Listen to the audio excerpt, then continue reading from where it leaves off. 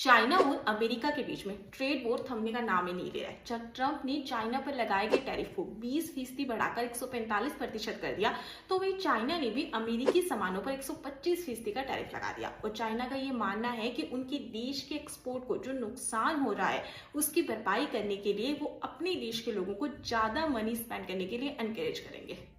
अब China consumer spending को आर्थिक विकास का आधार बनाएगा और एक बहुत बड़ा बाजार होने का लाभ उठाएगा। साथ ही चाइना ने WTO में भी अमेरिका के खिलाफ शिकायत दर्ज कराई है।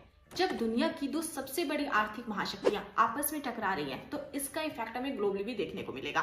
ये साल 2025 है और आज हम फिर से उसी ट्रेड वॉर की कंडीशन में हैं। पिछली बार जब हम यहाँ थे तब 2018 और 2020 के बीच में इसने ग्लोबली मार्केट्स को पूरी तरह से हिला कर रख दिया था। और उस दौर की शुरुआत तब हुई थी जब उस समय के राष्ट्रपति ट्रंप ने बीजिंग पर अनफेयर ट्रेड का आरोप लगाया था और चाइनीज वस्तुओं पर टारगेटेड टैरिफ लगा दिया था। चाइना ने भी फिर अमेरिका पर जवाबी हमला किया और इसके बाद में एक ऐसा वॉर शुरू हुआ जिससे $450 बिलियन से भी अधिक का ट्रेड प्रभावित हुआ। उस समय भारत को भी नुकसान हुआ था। अरबों डॉलर से भी ज्यादा मूल्यों के स्टील और एल्यूमिनियम के एक्सपोर्ट को नुकसान पहुंचा था। अमेरिका ने साल 2019 में भारत की GSP को रद्द कर दिया था, जिससे रुपया कमजोर हो गया और इन्फ्लेशन बढ़ा। और 2017-18 में GDP ग्रोथ रेट 8.3% से घटकर 19-20 में 4.2% रह गई। IMF का कहना है कि अगर ट्रेड वॉर आगे और बढ़ता है तो ग्लोबली GDP में 0.5% की गिरावट आ सकती है।